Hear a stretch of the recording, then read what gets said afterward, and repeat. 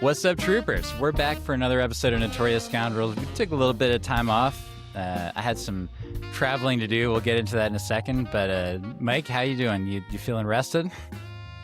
Yeah, as rested as a sniper unit leader waiting for its target. Yeah, that's right. We here at Notorious Scoundrels are big fans of the sniper maxing movement. And if you too are curious, then try it out for yourself in any of the 4 real factions, and now also in the 5th real faction, which is going to be Mandalorians. You can sniper max there as well. So we invite everybody to join the movement. I know it's more like sniper minning with the Mandalorian version. We will get into that. I actually have thoughts on that. We'll get there. We'll get into that for sure. First of all, though, we do want to thank the people that support our show. We want to thank all of our patrons. Special shout out to newcomer Justin Lemax and also random patron Black Ants. Black Ants is very prolific on our Discord, and lots of good talk on our Discord. It's a place that's, we have some good discussion. We post some pet pictures. It's a place where if you want to be away from the prying eyes of Atomic Mass Games, which is known to be in the main Legion Discord. By the way, just want to say hi to Will Pagano real fast, and I do hope that nobody took it personally over there when we shouted you out multiple times during the corrections episode. But yeah, we had some good discussion on the TFT Discord, and you too can be a part of it by just doing a little $1 a month donation to support whatever it is that we do here. By the way, the prizes for the folks who joined up in April are going out as you hear this. So if it gets to like you being 1 week out from you hearing this and you still don't have it, then give me a buzz. Doc Velo. You can find me probably easily enough. Also want to thank our sponsors, which is Game Toppers. They made the lovely top to the table that I have behind him, and LegionTerrain.com made the lovely terrain that is on there. We have links to check both those out on our YouTube and podcast pages. I'm going to jump in right here. Mike is jumping in. Go ahead, Mike. I'm jumping in because I'm going to take an opportunity to correct you, Evan Paul. What did I do? On your grammar and syntax. You said our sponsors is instead of our sponsors are, because there are more than one of them. Did I really say that? You did. And was that a senior moment? Oh, I mean, you're absolutely right. I should have mentioned I did turn 40 a month ago, and you can see, as I mentioned last time, the gray is starting to pop through, and so I just, I'm sniper maxing right now, so I got to take all the shots I can find. But I feel like this is one of those rare opportunities that I don't get to. I generally don't even see these shots. They're beyond range 5 of me most of the time. Yeah. So got to take them when I can. No, I appreciate it, and it's good to know that we're on equal footing here, that actually that we can be fighting each other in equal terms. That's something that might come up a little bit later, actually, when I talk about my deep thoughts on the Mandalorian and Grogu. That's assuming we have time to get into that in the episode. Yeah, Mike is raising his eyebrows because I've already warned him about just how deep some of these thoughts are. I have not really gotten into it, but I am curious. Are you using the term deep thoughts because of the conversation we had a few weeks ago where I was like, you should really watch the Instagram reels of Deep Thoughts with the Deep? Is that where that's coming from? Or are these two things not related at all? I'd say that these thoughts are probably that they involve vocabulary that the Deep doesn't truly have, but that intellectually, yes, they're at the same level as that. Shout out to the boys, by the way. Like, I assume you saw this final episode. We won't be spoiling anything, but what did you think of it at the end of the day? Or you haven't seen it yet? I'm actually rewatching the entire series right now because I love the boys. It's great. They did a good job. And I bet you, in the appearance that Mace Windu makes, yeah, he does. He probably had more than one command card in that scene. Yeah, you might say that he put the entire ocean on standby and that, that became an issue later on. That was like, there was a lot that I liked about this season, but when he showed up, I was just like overjoyed. Yeah, yeah. Mike and I have talked about the fact that that I think that the character of the Deep on that show is a deeply hilarious character, very well written and acted, and so yeah, like that show is not for everybody. It is not for everybody. It is but definitely not for everybody. Definitely if you, yeah, if things upset you easily, if you if gore upsets you, yeah, if you are hashtag triggered by anything in the world literally ever, anything, yeah, like maybe anything. don't watch it. Yeah, yeah. yeah. But yeah, if you are like, if you want to watch something that's sort of like deeply satirical in a way to that it crosses the line of satire many times into maybe Every getting a little bit episode. too real, Every episode, like without fail, it's worth checking out. But otherwise, I did want to like quickly give sort of a non-spoiler flavor about. We're not going to talk about this a ton of time. Again, I have deep thoughts later, assuming we have time for it. But I was recently in your neck of the woods, Baltimore. We didn't get a chance to meet up for realsies and record an episode together because I literally was there for like 52 hours total.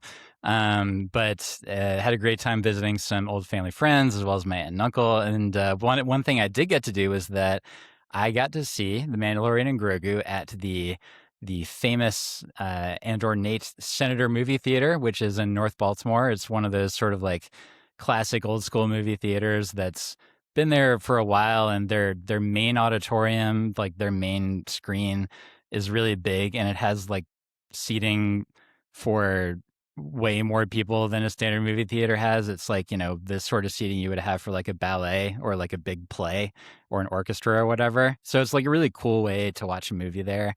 And I grew up in a house that was literally 2 blocks away from that. And so like when I was growing up, I would go over there, and that's where I first saw, the first thing I saw there was when they re-released the Star Wars is before the special edition, if you even remember that.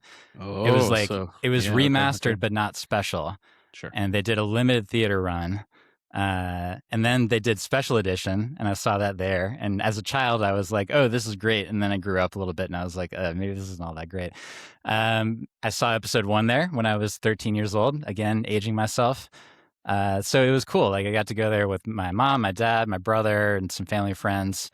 And Mike, I want to ask you first, like spoiler free, you know, a couple sentences, like what'd you think of it?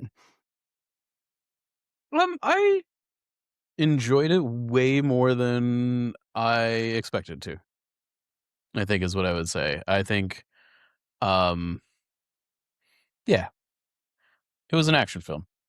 It was. And so like the family friends that I was talking of, like they're not, you know, they're willing to see a fun movie, and like, but they're not like hardcore Star Wars fans, but they all had a great time. Like, you know, so it was, you know, a mom, a dad, and their son, and you know, their son liked it.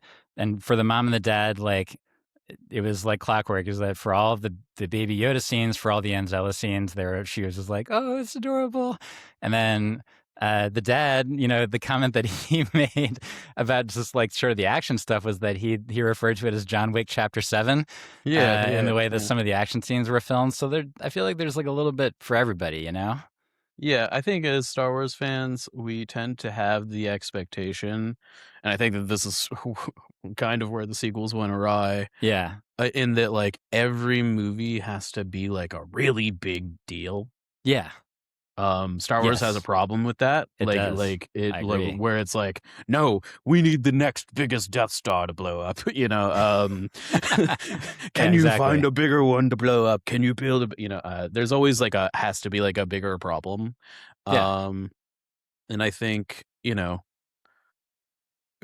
yeah, I think that they were able to get away from that, and I think it was enjoyable.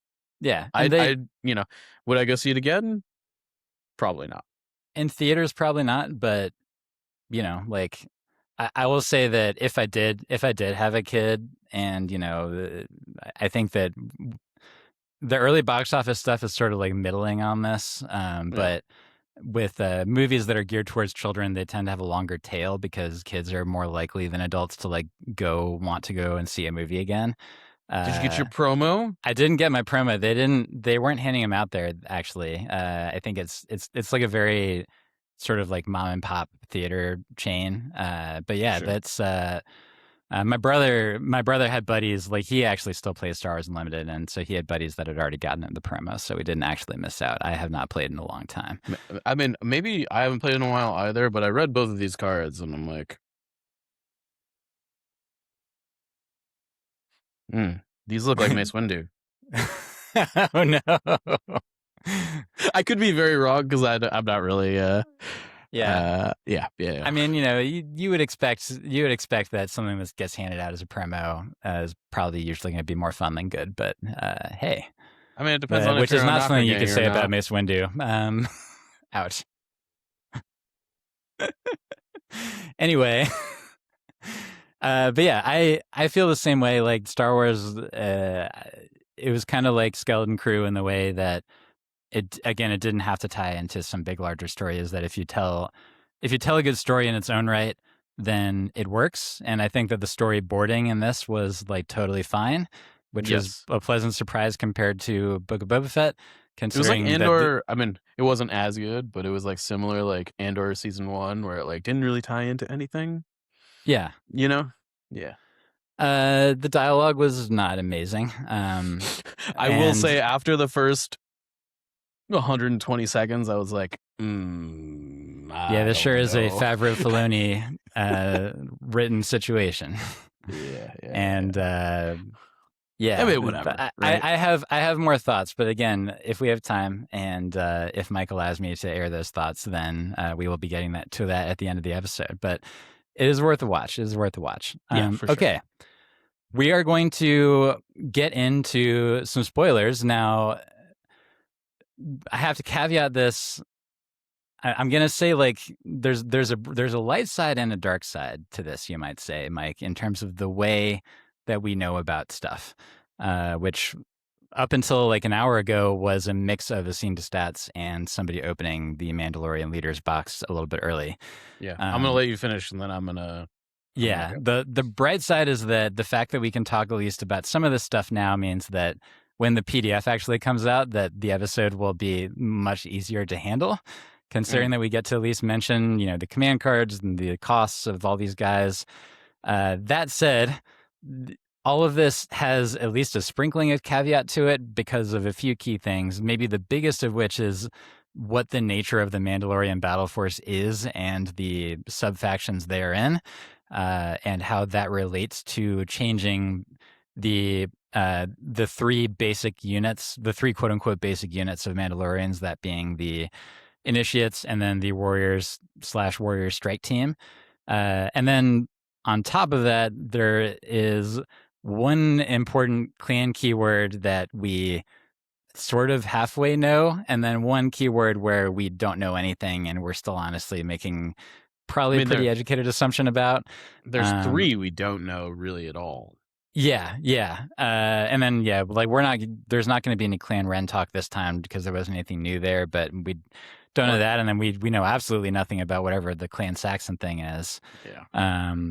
And then we also, we didn't get any new info on the customizable stuff. So like whenever the PDF does come out, whether that's by next week or whatever, like there's still going to be plenty to talk about, but there is stuff that we can talk about now, and we can definitely talk about the way that, we can definitely mostly talk about the way that the mercenaries revealed herein are going to be able to slot into Rebels and Republic, but even then, it's only partial because we still don't have a Darksaber, assumably it's a Darksaber for Bo-Katan. It's my guess that is like probably the Darksaber is going to be something that either Bo-Katan or Din can take, and that's probably going to be the same for both of them, and therefore it'll be print and play in the PDF. That's like the only thing that I could guess. But we will see. Anyway, did you have something to add before we get into it? I do want to just like, I don't love how this information is being rolled out. From like speak your piece, Mike. It's your podcast. Yeah, I I can appreciate that this product is probably a product that is selling mainly on the merits of like it just looks cool. Yeah, it does for sure. Because it is. But I think the way that the previews and stuff have been rolled out, I hear a lot of people like, I still don't know what to get. Like, I don't know if I should get 1 box or 2 boxes or 3 boxes. Like, I don't know. And like, we're like kind of outside the pre-order window basically at this point for most stores. If you want to get like the discounts and because remind me what's the allocations release date? We're about 3 weeks away. It's the 19th. Okay, yeah, so that's definitely So up like there. we're within a month. This is all of these releases. Like we almost always have like 100% of the information on new units in the like it's a month before release time frame. Yeah. Almost always we have like so little of a picture of what is going on here that it is really difficult to be like, you should buy this, this, and this. And to boot, you know, we're going to talk about it, but like it, you know, sometimes when you release an incomplete picture in advance, it does the reverse effect of getting people excited. It's like, ooh, that kind of looks not good. Maybe I shouldn't get 2 boxes. Maybe I should only get 1 because, but like the thing is that gut reaction is based on incomplete information. Right. And Yeah. you know, I hope that next time that we have something like this, that when the reveals start, they just give it to us all at once because it's Right. really hard to make informed decisions as a consumer with the information that we have. I think we're on the same page, which is that like I obviously like spacing it out is probably something better for generating hype generally. But when you talk about a thing, which is to say, you know, Bo-Katan is maybe like a really good example of this, is that if you're talking about a thing, talk about it completely, right? Like, so that people truly know what they are going to get when they pre-order this thing. I mean, And yeah, like and then for like the main box, you know, when we're covering like, okay, that they showed us what the cards are, but even giving like sort of an inkling of how the actual rules would work, like what is going to be the army makeup of the Mandalorian battle force, right? Like for all we know, it's possible that it's going to have a limit of 5 core or something. Like, you know, it probably won't, but we don't know. Battle forces can be whatever they want it to be. It's also like completely possible. It's like Mandos are like very exclusive to the special forces slot. It's possible you can take like 5 special forces Right. in some of these battle forces, right? So you might want to order multiple boxes of Clan Ren, but you don't know if you should be ordering 3 or 5 or maybe 7 because you can take because like who knows what the rules are, right? Yeah. And I think it's just like, and I think I have like a also. I think the Battle Force box I think has a real chance of like selling out. Yeah. Like from like if you didn't get it, you might not be able to. I mean, that's just me having like that's a hunch. That's not like based on anything concrete. But if there ever was a Legion product where we actually just like instantly ran out, it would be this one. Yeah, I agree with that. You know, so I got to imagine pre-orders are probably going to be pretty important. And I think that, you know, I'm not like super upset about this, but I do think it would just be good to like have the information in advance so that people can, you know, even the casual players around me are like, yeah, I don't know how many to get because it's like not clear. You know, this isn't just like a competitive player problem where it's like, I don't know how many, you know, Mando boxes to get because I want to play the most optimal thing. It's like, you know. So yeah, it's not a pure, you know, like competitive 1%er sort of issue, and you know, there's some people that were gonna buy like multiple of this regardless, but there's just like a lot of folks in between who, you know, having some extra information would have been helpful. But again, you know, like minor feedback, maybe think yeah. about This for is next not time. a huge deal, but you know, it would also give us more to talk about. I don't know. What really matters here is us, right? Like, Yeah. I do want to bring it back to what's important. Is that what's important to us is the nature of creating content, and that if that is not made as literally as easy as humanly possible, then I will cry about it, and that's just the way it works. This is the internet. This is what I'm supposed to do. Yeah, I'm gonna. Yeah. Man, you brought my brain back to Adventure Time for a second. What a show that was. Okay, let's start talking. As we go through these, like for all of these, we have seen the unit cards before. So we'll go over some other stuff as we talk about it. But mostly for the folks that are watching YouTube, we're going to be showing the card and then talking about what the new information is. So the Mandalorian Initiates, this is the core unit.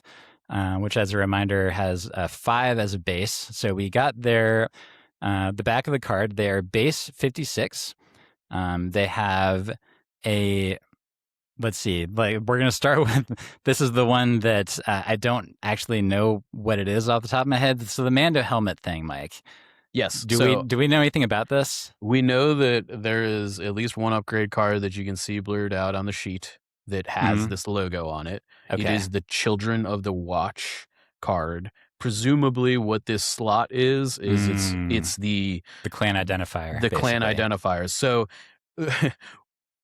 and it looks like on the document that it is 0 points. So which creates the conversation of everything we're about to say is like caveated already. Is caveated by the fact that there's going to be like 6 versions of this card. I guess 4, 5, maybe, depending on like how many different clan modifiers are. Like, there's going to be 4 that we like. Almost there's going to be a Clan Kryze one. There's going to be a Clan Saxon one. There's going to be a Children of the Watch one. There's going to be a Clan Ren one.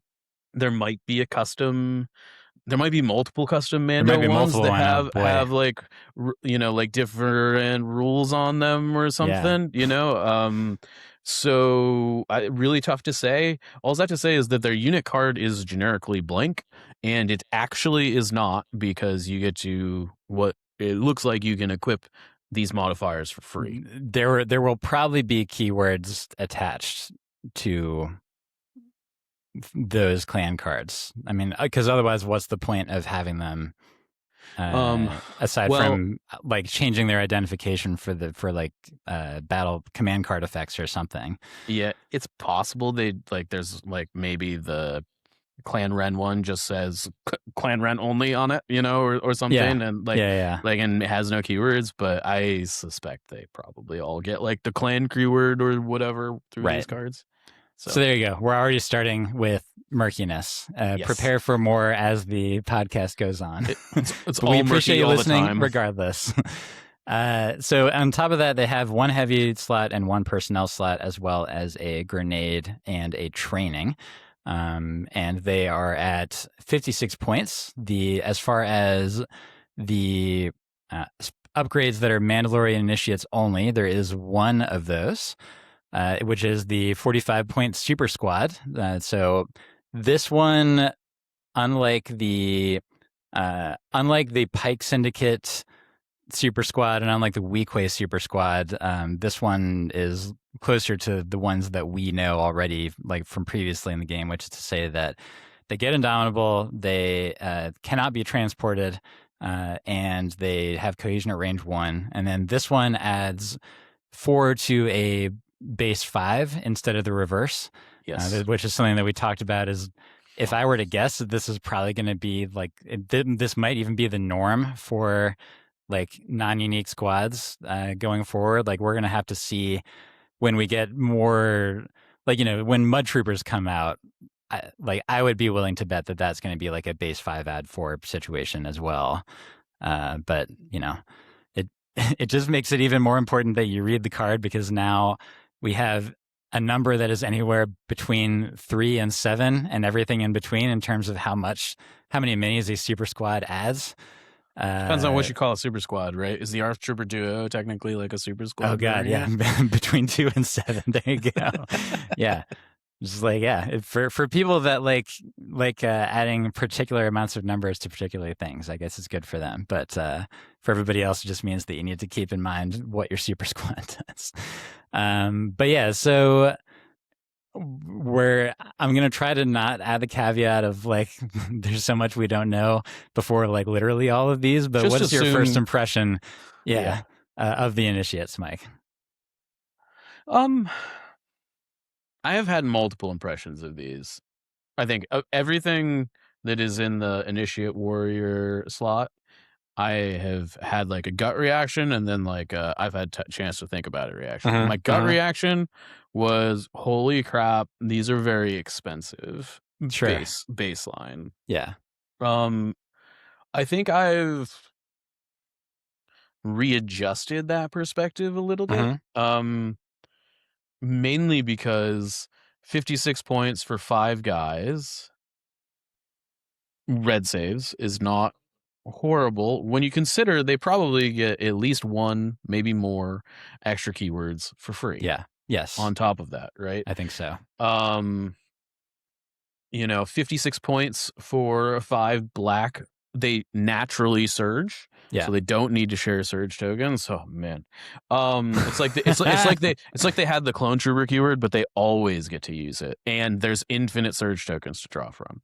So instead of that, they do instead have to use an aim token in order to have a range 3 shot, which is meaningful, but we'll get into later why it might not be all that hard to get aims. Yeah, on it looks like they might be built to do that. Just yeah. So we'll see, I guess, but yeah, I mean, 56 points, like these guys, if you think of them as like a clone commando unit, also throws 5 black surgeon dice around the same points cost. But these are red saves and have a couple keywords that we're unaware of. I don't know. It's probably maybe if they're overpriced, maybe it's only a little bit. Yeah. I agree that at baseline, it looks like they are within the zone of playability because of everything you just said. And then there are some things that we know about their heavy weapon options that we will be getting to after we go over all the main unit cards. But we will, for now, move on to the Mandalorian Warriors, which, as a reminder, this is sort of like the phase 1, phase 2 clone trooper thing, except on steroids, in terms of like the added stuff that these guys get compared to what phase 2 got over phase 1 at the time. So as a reminder, they also surge to hit, but then they have a 2 dice, white, 1 black melee weapon naturally.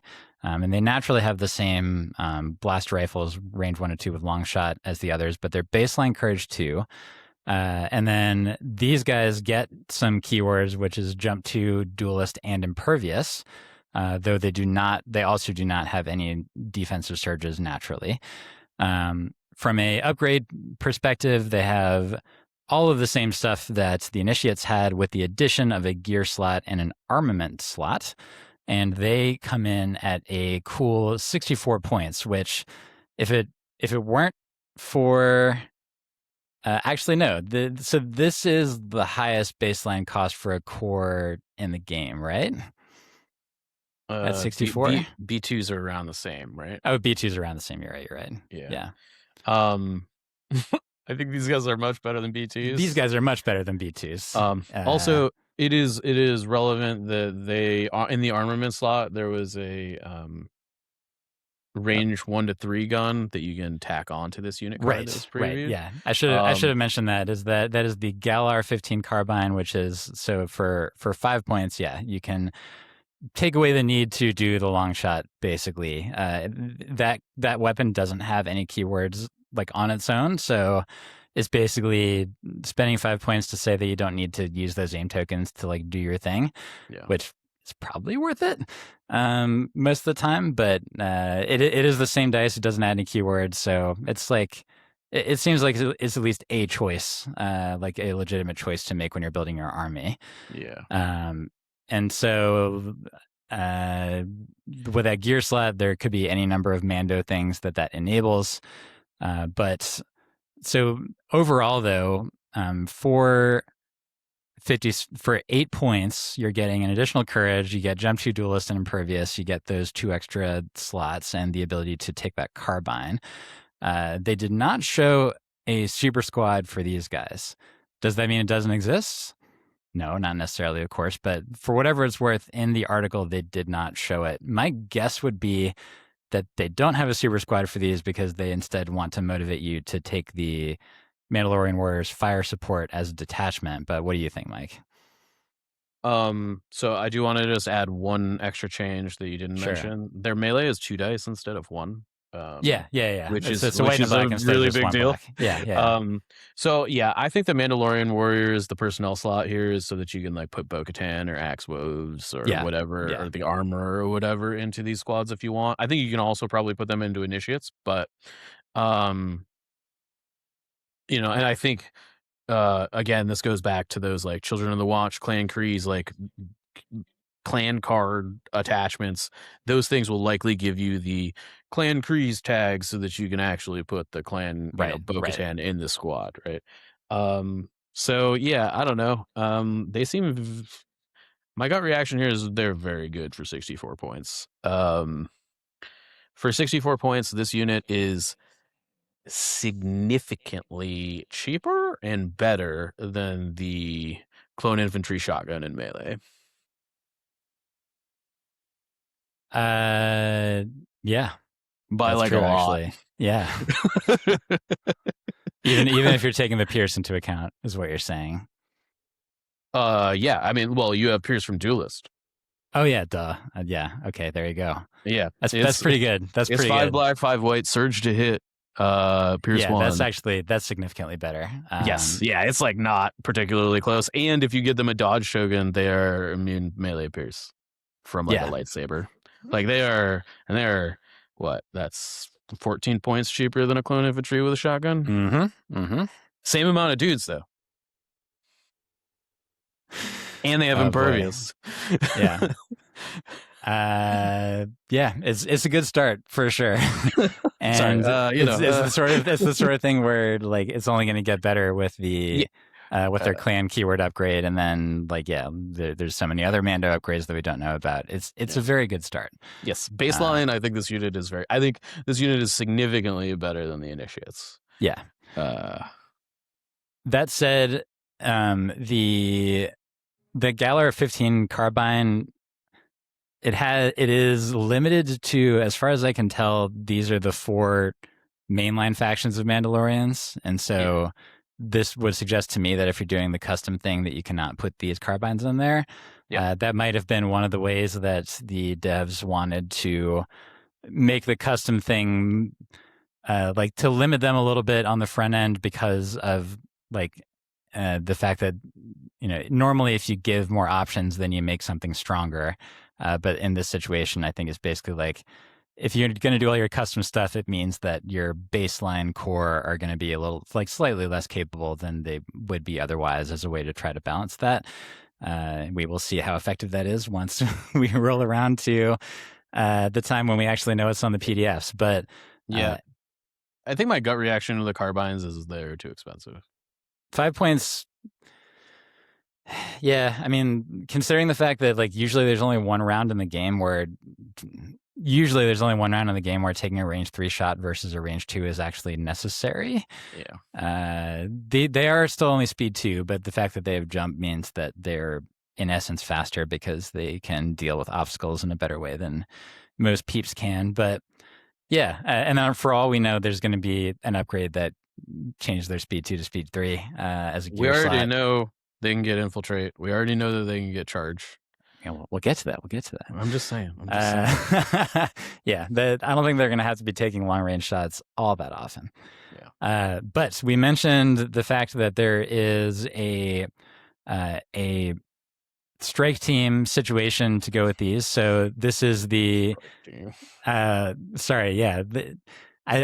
there's so many different words that like sort of connote the same thing. So that they are called the fire support. They're called the Mandalorian Warriors Fire Support. They do not have fire support. They are a heavy weapon team that, unlike the strike teams that we know and quote unquote love hashtag sniper maxing is that this is a baseline 4, which means that when you add the heavy weapon, which is of course required from the heavy weapon team keyword, that weapon would also become your unit leader. That this would be a baseline 5 squad, but interestingly, they do also have a personnel slot. As a reminder, these guys have that Galar 15 carbine at baseline, so you would they don't have an armament slot, so you wouldn't be able to do that anyway. But yeah, they have the clan thing, then they have heavy personnel, training gear, grenade. So very similar to the regular Mandalorian warriors. They are also baseline courage 2. They also do not baseline surge to block. The other thing that they add compared to the warriors, as a reminder, aside from the fact that they have detachment and heavy weapon team, is that they have sharpshooter 1, which is going to make those dice go even farther. Interestingly, though, they come in at a lower base cost, which is 55. Granted, you are forced to use a heavy weapon, which means that the true like minimum base cost for these guys is actually for the sniper rifle we're about to talk about, they're able to take that, but then they're also able to take the other 2 heavy weapons that we're going to be talking about. So I guess the minimum that we know of so far is that it'd be 77 if you took the micro grenade launcher with these guys. Yes, and based on the assembly document in the box, this is pretty likely to be those 3 weapons are likely to be the only things you can take. The options, yeah. So I think that what we're gonna do is let's talk about Clan Kryze, and then we'll go over what all the heavy weapon options are. Sure. Yeah. So we're just gonna skip ahead a little bit on this Team to Stats article to Clan Kryze veterans. We, as a reminder to folks, this is a baseline 5 special forces slot. The fire support is in the support slot. This is in special forces. And all of these have the keyword Mandalorian Trooper, by the way, which it seems to be like they kind of changed the location compared to where it used to be, or maybe I'm just misremembering. But I think anyway, yeah, these are all Mandalorian Troopers. That obviously goes without saying. But Clan Kryze, they have a personnel, a heavy, a training, a gear, and a grenade. And then the other thing that you might notice early on, Mike, is that these guys have a very high baseline cost, which is 120, despite the fact that it is still for a unit that is baseline 5, and that we'll go over what some of the heavy and personnel options are for them. But these do have natural surge to block. And then they have the Mandalorians are strong together keyword, which we don't know, but we're kind of assuming that it's just like clone trooper keyword all over again ish. So Clan Kryze, you actually got a chance to play with these a little bit. But I think that maybe we'll talk about like when you played with them, did you use any of these heavy weapon options, Mike? I did. Okay. I took the either the grenade launcher or the repeater. I don't remember what it was. I also took Shock T because she didn't go in this squad. If it's a Republic army, but I never actually shot the gun, to be clear, because I was charging things with relentless. And you were playing in a list with Yoda, who importantly on Yoda's 2-pip is able to give any unit relentless, which sets up a nice little combo for. Sorry, I hadn't reminded folks that these guys, they still have jump 2, but they are natural speed 3. Yes, and so big deal. They be zooming. They go very, very fast, and so like with Shock T and one of those heavies, like Shock T is how much? Is she 22? 22. So which is actually like the cheapest thing you can put in one of these Mando squads. Yeah. That's tied with the cost of the micro grenade launcher. And so like if we assume that you went with that one, then that would come in at a clean 164 points, which is I must have taken the repeater then, because I took the repeater and scopes, and the total cost of the squad was 174. Was 174. Okay, so with the repeater and scopes, 174, which is slightly more than what Bad Batch is. But Yes. with like an important difference between this and Bad Batch, especially when Yoda's involved, is that their threat range is actually roughly similar. It is 4 inches farther for the main attack because you have 2 extra inches on each move. Unless you're Yes. playing the Bad Batch 3 pip, in which case it's exactly the same. Yeah, got it. But importantly, this attack that we're talking about is because it's a melee attack. Is if you didn't kill your opponent, which would actually happen quite often probably, but if you didn't, then you would be safe in melee after that happened, and unless and until that melee breaks up, which is definitely an important difference. Is also something that matters for contesting objectives. Is that generally, like, when you are this fast, I think you would prefer to have a nice big melee attack than to be focusing on ranged attacks, just from an exposure perspective. But you are able, like, you would still be able to do this as a relentless attack if you needed to before you get in there with Shock T. Yes.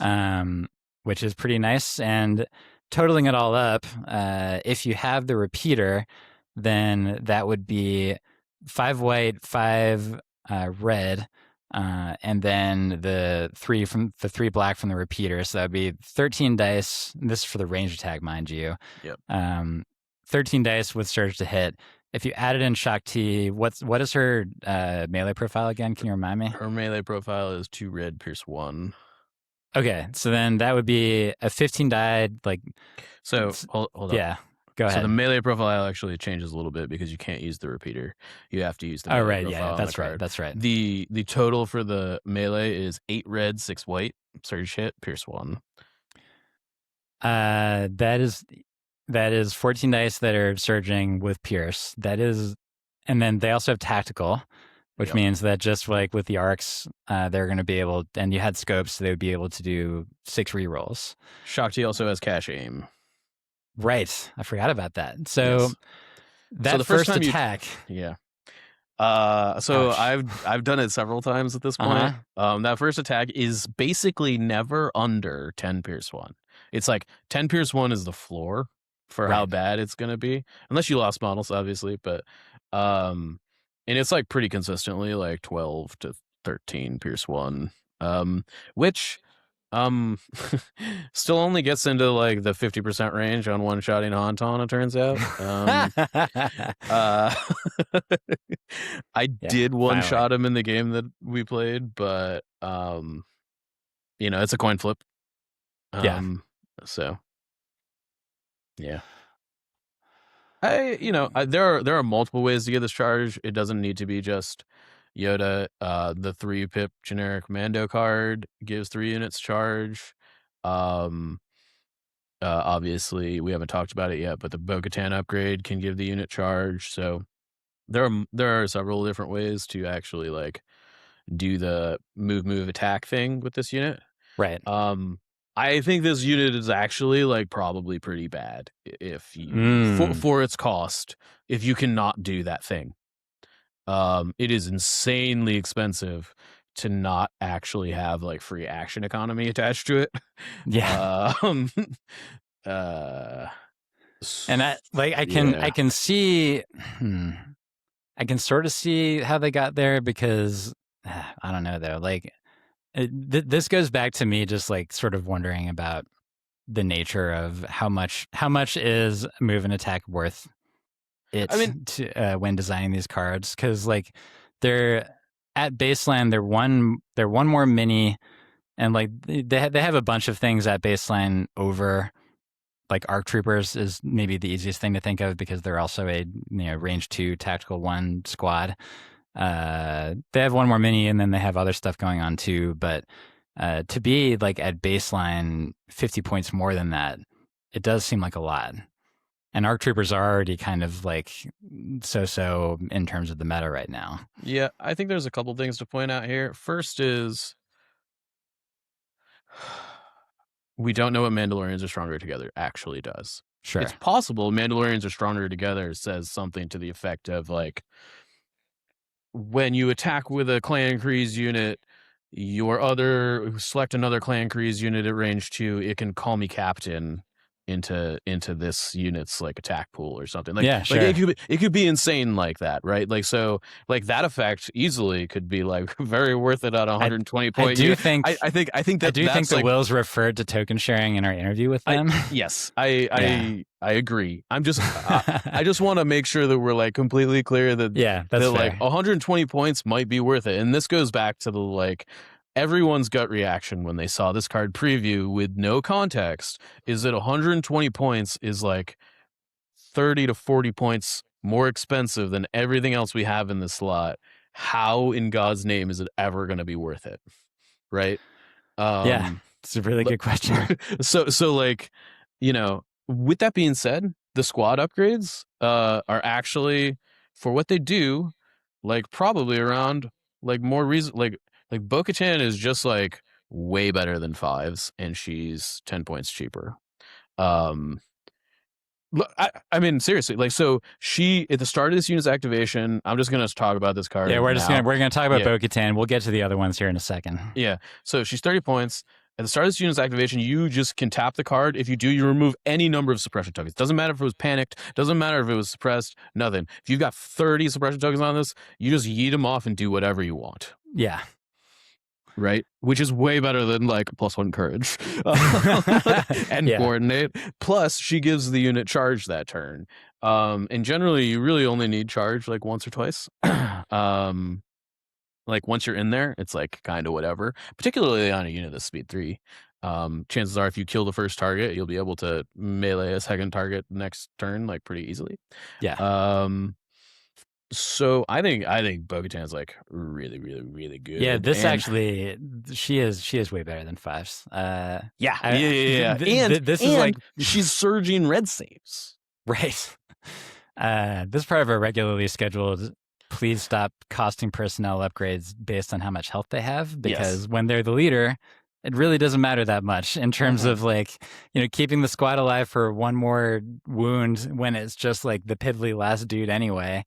You know, like more of this, please. Like, if you ask me, except for Chewie, change them all to 1 health and then make them cost something more appropriate. Or make them cost whatever the base health of the unit is. Sure. Right? Yeah, exactly. Yeah, that would work with Chewie as well. So there you go. Similarly, Axe, also 30 points. Gives your unit independent aim or dodge. Obviously, this unit wants green tokens heavily. I think we'll get to the defensive characteristics of this unit in a second. But gives the unit infiltrate, which is kind of like just like getting relentless or steady in like a different way. Yeah. You know? You know, and or it's kind of like getting Scout 3. Sure, and you could also like play the 3-pip and also give the unit charge, right? Like, or you know, take Axe in a Republic list and give it relentless, and then it's like infiltrate, move twice speed 3, and shoot you with, you know, 2+ aim tokens, right? So, I think those 2 upgrades and the base unit, this is like a very high finesse piece. Like, it is. Like, if you could imagine Bad Batch, like this unit will do more damage than Bad Batch, but there's a big asterisk on it, which is the asterisk that basically all 5-man units in the game have to answer that only have 5 health is, can you do the damage before you take wounds? Because as soon as you take 1 to 2 wounds on this squad, it is no longer ever going to make its points back, probably. Infiltrates and order control is definitely like a way to reduce the risk of that not happening. But that said, like in this world of Hantan that we live in, and you like, let's just say this as an outright thing, like these Mandalorian Battle Force armies, like they're going to be low activation in the grand scheme of things, right? I actually there's no way around it as far as I can tell. Well, let's actually talk about that. This seems like a good place to. That was my original preconceived notion. Sure. I actually think that getting to 11, 12, 13 is not unreasonable. Even with Clan Kreeses in the list. Sure. It is you don't take heavies on everything, but they're 5-man units for like 50 to 60 points, right? Like they might not actually need them. The warriors at 64 are actually like they throw 10 dice in melee without a heavy. And it's got Pierce. Like once you get them into melee, like 64 points for a single unit is actually not that bad. Yeah, that's pretty good. That's pretty good. Maybe the initiates need a heavy, but the fire support guys are 77 with a heavy for 5 guys. That is cheaper than every clone infantry unit with a heavy in the game. Yep. Right. And I'm not really trying to like draw a strict comparison there as far as like this is good and that's bad, but like as far as like the number of activations you can get, like it will be easier to pump your act count in Mandos, I think, than Gar. And Gar's sitting like around 12 at the moment. So I just want to like caution the conception that like these are going to be low activation lists. That's fair. I think that like, I guess for the example I was going to give, which is Tauntaun, is, you know, especially like, because that's a rebel list, which can definitely flex to higher act counts than even that. And is doing so regularly, which we'll get into a little bit more later. But that like the idea of doing an infiltrate move into somewhere that is pretty safe, like that's something that against most armies would be like a cool and safe thing that you could do with axe woves. But if Tauntaun's sitting out there, then to me that seems like that would be a juicy target. Now, like I guess you could argue that if Tauntaun is only attacking that once, then its expected damage against that axe unit would maybe like, I don't know, 2 wounds, and then it's stuck in there with 4 minis left in Clan Kreese that are throwing a lot of dice at it. Like that's a good point, Evan. Let me paint you the picture on how that actually goes. Sure, right? Go ahead, so Mike. You're paying 120 points for this unit baseline, right? So wait, Han is 90 points. So each one of these models is roughly like 24 points a piece ish. I really walked roughly. right into this, didn't I? You did. And I'm going to keep going with it. So Tauntaun at the end of the first turn melees you. On average, kills 2 guys. Sure. Okay, kills 2 guys. So 2 guys dead. Han then plays Sorry About the Mess. You can't do anything about that. Han's just going to attack you again, right? Kills 2 more dudes, right? So you're down 4. You have maybe 1 or 2 dudes in the squad left on average. And he's killed 100 points worth of dudes. Even if Han gets wrecked, he has made his points back by... He probably won't at that point. Right, sure, because he's safe in melee with a unit leader, right? And he gets to go again. And so like the only counterplay that you really have here is to like move once with your Mando unit on turn 1, take a standby. And I want to be clear, that does not prevent this from happening. It allows you to get some damage on Han, and you've taken the coin flip that you get in the melee profile. Like the shot off the Mando, the range 2 shot on the Mandos is like significantly less likely to kill Han. Like it's almost like in the impossible territory unless you like super high roll. So it's almost like Tauntaun is an antidote to having fun in this game. Yes, the average interaction between this unit and Tauntaun, and obviously like that's not the whole story, right? There are other units that will be on the table. There are other things, yes, right. But like, you know, if in a vacuum, this 120 point unit will get wrecked by Tauntaun, and assuming you only spent 120 points on it, that's assuming you didn't put a heavy on it. You know, if you like jack up the cost by adding 30 point upgrades, the price per model goes way up. Yeah. And you can, yes. But I do think that highlights the issue with this squad and pricing units that degrade per wound substantially, in that they are very much, they may not actually be glass cannons, but they act like glass cannons on the battlefield, in that as soon as they start taking damage, like you just lose value instantaneously. Yeah. And like, I don't know, I played a bunch of arcs last weekend.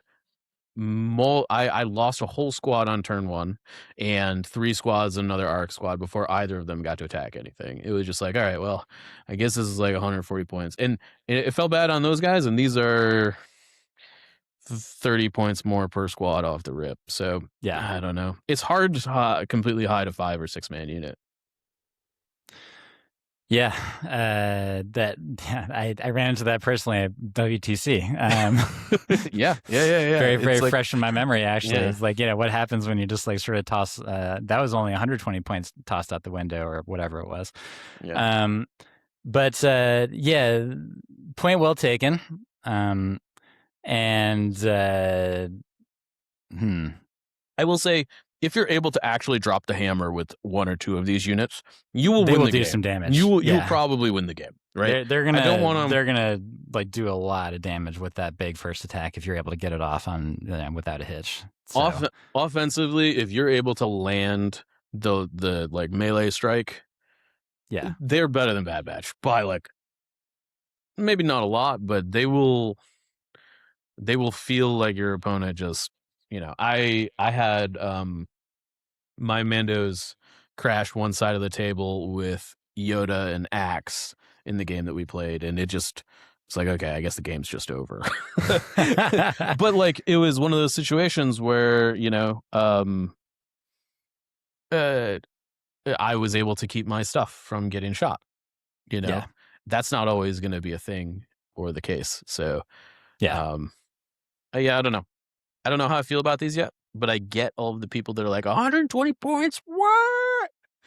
Yeah, I think it's safe to say that there's still like, with all the unknowns, there's still like a big zone of playability with these guys. Like the potential is definitely there, but we just got to kind of see what the rest of the stuff adds up to. And maybe the token they share is standbys. like I mean, Can you imagine? That There's could be no a way, thing. though. There's no way. Maybe not. Maybe it's like at the end of your activation, you get a standby if you like finish it within range 2 of another Clan Kreese unit. That could be a thing. I think we just don't know. MC4LP made you too tempted about the potential for like massed Mandalorian standbys. So it's funny. I actually, this is a great place to interject this. MC4LP was like, oh man, yeah, this command card gives the entire army relentless. And you were like, oh my God, that's just insane, crazy. And then I thought about it some more and I was like, well, that's just Ohnaka Gang.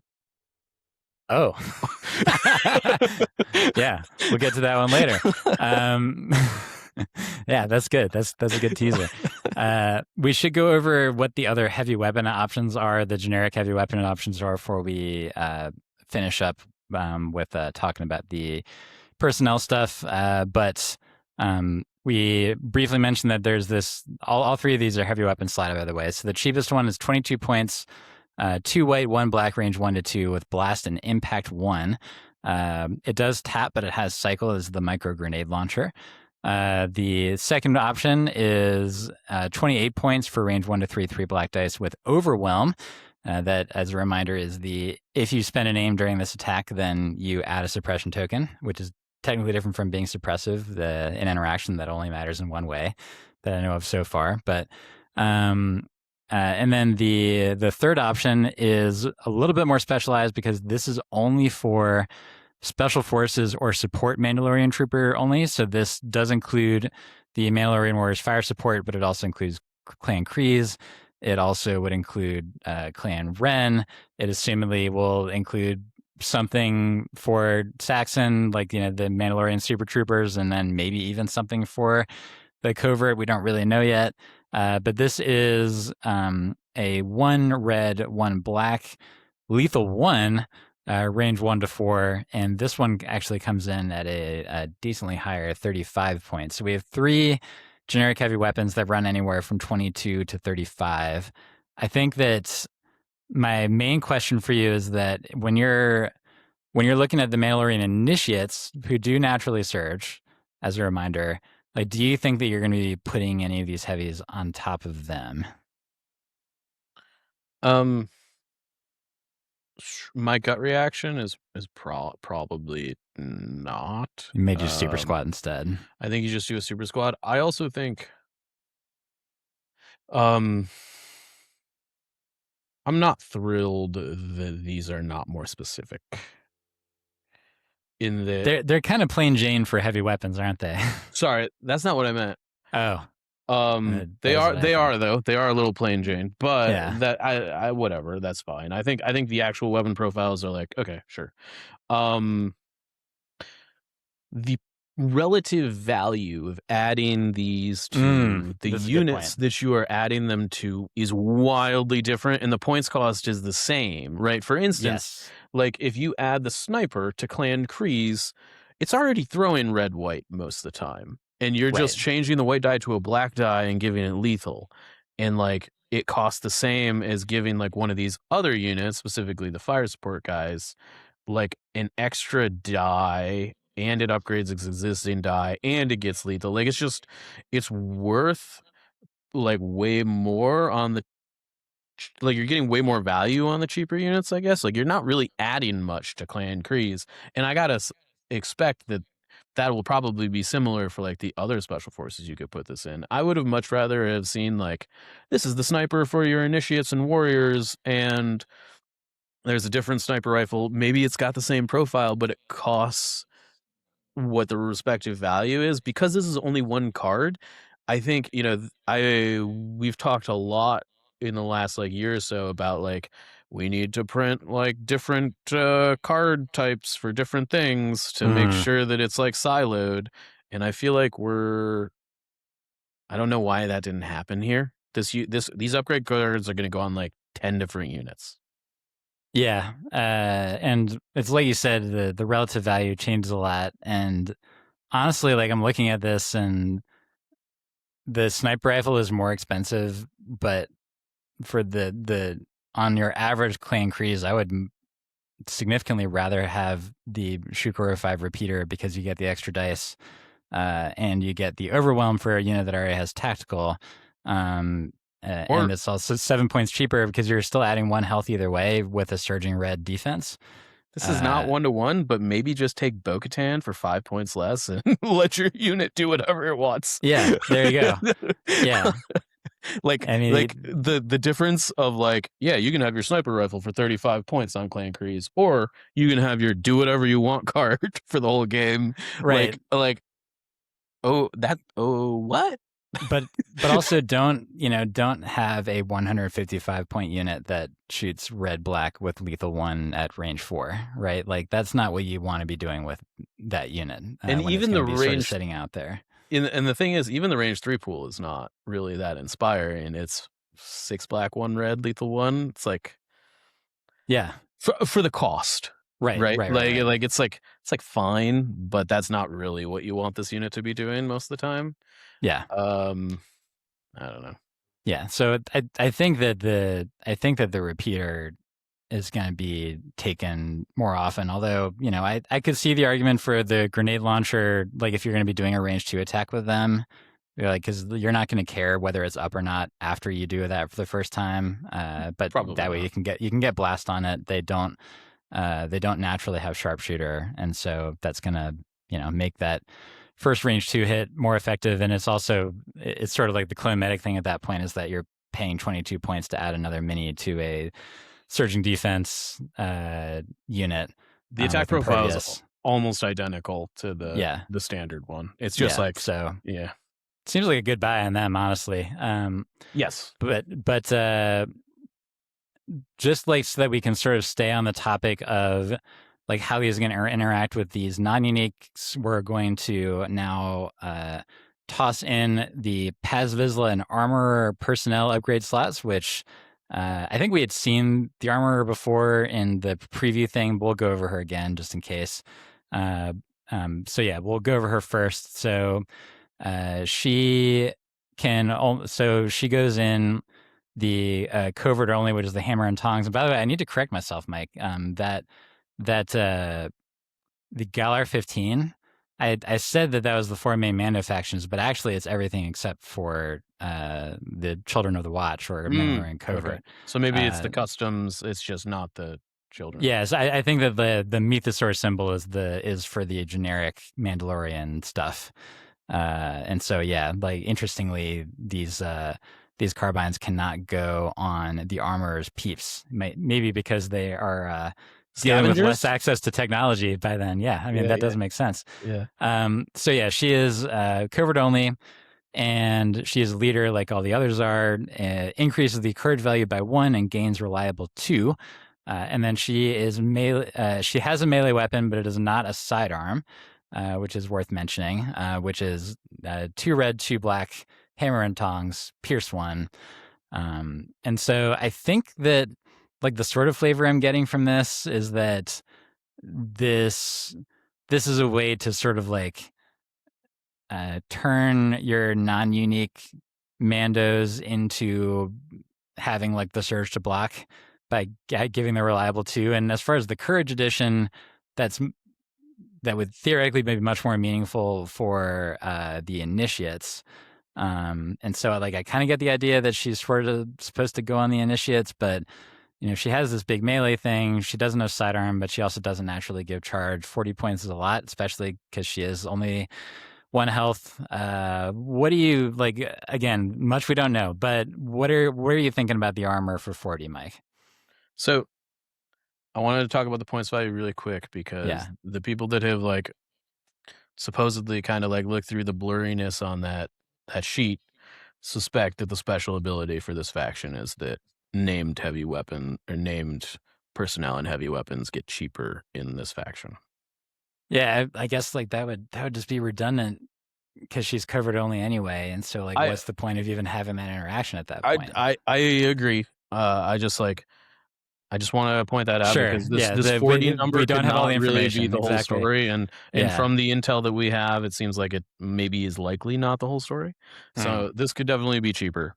With that being said, I think on the Warriors, she's kind of insane. So she's Courage 3. Yeah, that's a good start. You can give the unit charge from the 3-pip. Yeah. Okay. And on the charge, this unit will be 7 black, 5 white, 2 red, pierce 1, lethal 1. That is a lot. For like 104 points. Ooh. Yeah, actually that's very good. Okay. And like that is I mean, there's basically only 2 lightsabers in the game that have Pierce 3. You can get an aim token on this unit. It's just like it's like very much up there with the like best lightsaber in the game category for like 104 points or whatever, as long as you can make it to target. It's got reliable 2 on defense with impervious, and it's got duelist, so if you get a dodge tokens, like, you know, that's like very hard to eat through. Man, that's really good actually. And it's got jump, so like you can hide up behind a building and give it charge and then just like massacre something. So okay. Yeah. So that's pretty good. Yeah, I think it's decent. I think it's less good on the initiates. Their die pool and melee is worse. The courage, while I guess like technically more value because it like doubles it as opposed to only adding 1, is like, right. I don't know. The charge thing is like less good. It's only like 9 dice as opposed to 14. You know, whatever. But I do think that this unit in a Warriors unit has the potential to be pretty scary for 104 points. It probably just deletes most things that it touches. Yeah, it'll be interesting, like, once we know what the generics do, and also, like, we can assume that there's going to be well, I mean, we really can't make any assumptions, but, like... All we're doing is making assumptions. Yeah, that's true. That's true. That's a good point. This is what we do best. So I shouldn't even be caveating. It's like, so the question is going to be, like, what's the situation where you're even allowed to take armor as personnel upgrade? It's potentially going to only be if you're using the customizable commander as your actual commander, because you know, Paz is an operative, and it is possible that there is a Din Djarin commander for the covert that's going to be legal, but probably not. So this is my theory. Sure. I think if you take the Darksaber in any Mando clan list, you can probably treat other Mandos as if they were mercs. I can see that. That's my hunch on what the new Darksaber text. Yeah, at least I could see that part of it. It's like the whole Darksaber shtick is like Mando clans unite. You know, like. Boy, it's making my head hurt.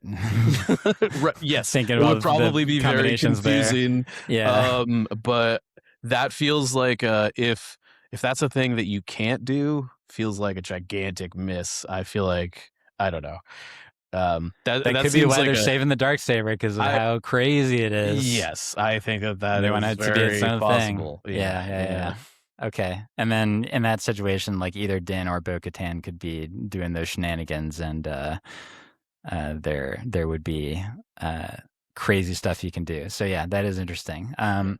Okay, then we have the last personnel slot that we know of right now is 2 health, which is Paz Vizsla. He is covert only. He's a leader, and this unit gains "This is the way" aim 1. But probably, and yeah, but also very relevant here is his weapon, which is range 1 to 3. So the opposite of armor, which is to say that like his dice output goes down by quite a bit when he's in melee compared to armor that goes up quite a bit in melee. And this is a 1 red, 3 white, 2 black overwhelm.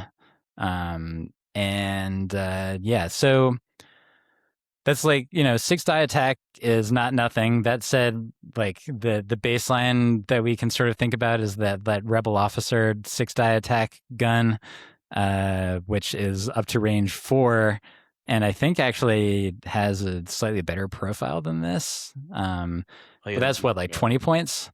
And so paying 40 in order to add mostly this on there, we'll get into what "This is the way" it does in a second, but generally it's just going to mean that it will generate up to 1 extra aim token per round if you're reliably going to be able to get order tokens on this unit. This, like the armor, seems like a lot, and maybe it has less upside potential than armor has, but what do you think? I mean, I think that if you're ever considering like taking the sniper rifle, can this go in the same units that can take the sniper rifle? It says covert only, so I assume that it can go into anything with a personnel slot, which would include the heavy weapon team. Yeah, the fire support team, rather, yeah. I mean, I think the first sniper rifle is probably just always this guy. If you're going to take the sniper rifle and you're in this clan, like, I feel like the first one is just, you pay 5 points, get the extra health, and get a way better heavy weapon. It's not close. I mean, the range 3 pool, or like I should even say, like, yeah, the range 3 pool of that fire support team is going to be like, let's say you have the let's say you have the repeater on there, is that it's going to be 7 black plus this dice, so that would be a 13 die attack. Unfortunately, the overwhelm would sort of repeat itself there, so you wouldn't be able to sort of double the value there. Yeah. So maybe, like, if you did do the sniper rifle, but then at that point it's plus 75 points for 2 minis, one of which is 2 health, that doesn't really seem like a great way to spend your cash. But either way, it's going to give you like a big range pool, right? Yeah. Like a very big range pool. I mean, at the end of the day, I think you just think of this guy as like, don't think of him as a personnel. Think of him as a heavy weapon. He's a heavy weapon. Yeah. Right? Yeah, because he's a heavy weapon. It's just 95 points for a unit that fires 11 black dice surge to hit range 3. That's not, I mean, that's fine. Yeah. While we're here, is there any kind of weird interaction with heavy weapons team and a personnel upgrade that has the leader keyword in it? Oh, I guess you have to take the heavy weapon. Sorry, I didn't think about that. That's a really good point. Well, it says the miniature with this upgrade card becomes the unit leader. The way that leader is worded is that only 1 upgrade card with a leader keyword can be equipped. So I think it actually works together fine. It would be like the actual leader. Do they have like a "no you Deadpool" standoff sort of thing going on? I don't think so. It would probably have to. So my guess, this would have to be clarified. But the leader keyword doesn't outright like outlaw it, because heavy weapon team doesn't provide the leader keyword. It just says it becomes the unit leader. It would need to be clarified, but my guess is that they work fine together, because they probably would have wanted him to be able to go into the fire support team, but we shall see for sure whenever we get that answer. I think he's significantly worse if you can't put him in the fire support team without. Yeah, because I think that's the one you would want to put him in for sure. Okay, so we're going to pivot a bit to talking about the Mandalorian Leaders box, which, again, we've seen all these unit cards before, although we saw 2 different versions of one of these unit cards. We'll get to that one in a second.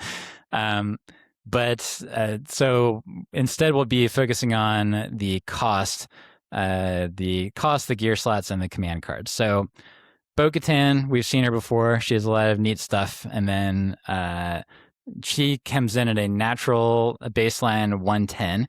And as far as slots go, boy, she's got them. She's got command, 2 training, 2 gear, 1 armament, and a grenade slot. And I think that let's go ahead and go over her command cards while we're here. Here's the first one. The first one of 2 command cards that features art of her wielding the Darksaber, which is also on her unit card art, and it is something that we do not know what it does on this unit. So caveats, et cetera, et cetera. So the first one is 1 pip, a higher purpose, which orders only her at the start of Bo-Katan's next activation. She may make a recover action. Then she also gains Barrage and Relentless this round. Additionally, while Bo-Katan is engaged, her weapon gains Pierce 1, or her weapons gain Pierce 1. And as a reminder, her dual blaster pistols is a baseline 2 red, 2 black, melee to 2 with high velocity, and then whatever the Darksaber is. So remind me, like, is there anything weird about the fact that this gives her Barrage instead of just saying that she can attack twice this round? Yes, there is. I mean, there are some caveats. Barrage states that you can only use 1 weapon profile every time you attack. Got it. So, like, if she's got some way to gain arsenal, then she wouldn't be able to use it while she uses Barrage. Correct. Which I also think is one of the only reasons to, I mean, maybe they're using Barrage to like shorthand the 2 attack thing here, which is possible, but it is weird that they did that instead of just saying like Bo-Katan can attack twice this turn, like every other 2 attack card in the game. Right. So that says to me that it's pretty likely that there is something that is either Bo-Katan specific or maybe Mando relevant that gives arsenal too. Yeah. Okay. Yeah. And so they didn't want her to be able to pile that in with whatever might provide arsenal to a Mandalorian unit. They don't want you like Darksaber flamethrowing multiple things. Yeah, but only Din will be allowed to do that. Yeah. But yeah, otherwise, like, this also does make me think that the Mandalorian Darksaber is probably going to be a baseline Pierce 1, and that this will basically make it a double attack Pierce 2 on the round that she uses it. Aren't all the Darksabers Pierce 1? Maul's is not. Okay. All right. Yeah. That's fair. His is natural Pierce 2. Sure. Because he's a real Jedi guy. But yeah, like, hey, double attacks are good, especially when you pile in a movement attack, especially when that movement attack is relentless instead of charge. So this is like, again, it's weird. Like, this is basically better than Son of Skywalker. No. Is it? Is it not? I mean, I shouldn't just straight up say no. Because you can split the order with this, and you can't with SOS. Yes, but at least as far as we're aware, SOS is attached to a much better attack.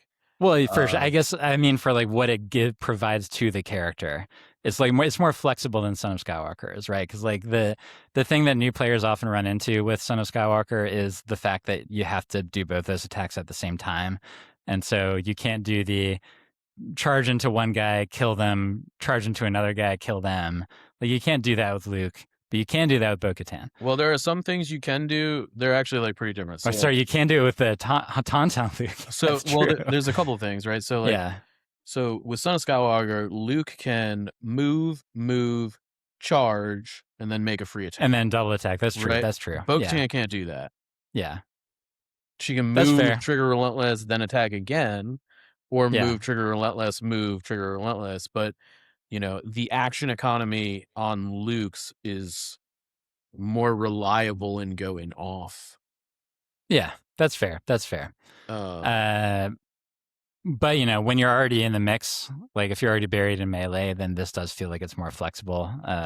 Granted, this she would not have disengaged.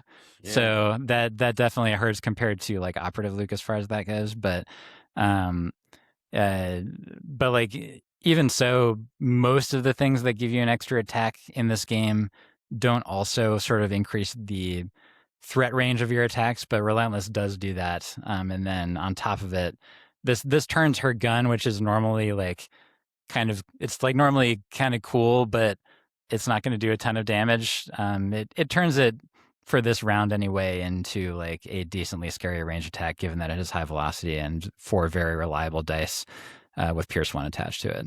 Yeah, I also suspect the recover on this card is going to be very important. You know, it's possible she has like a whipcord effect.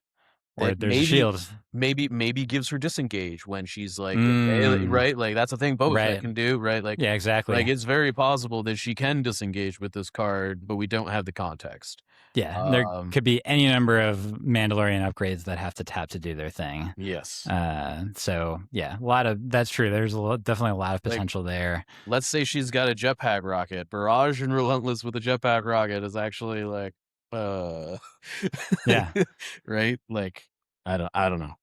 And hey, it makes improvised orders slightly more attractive on her if she gets to do a free recover once per game.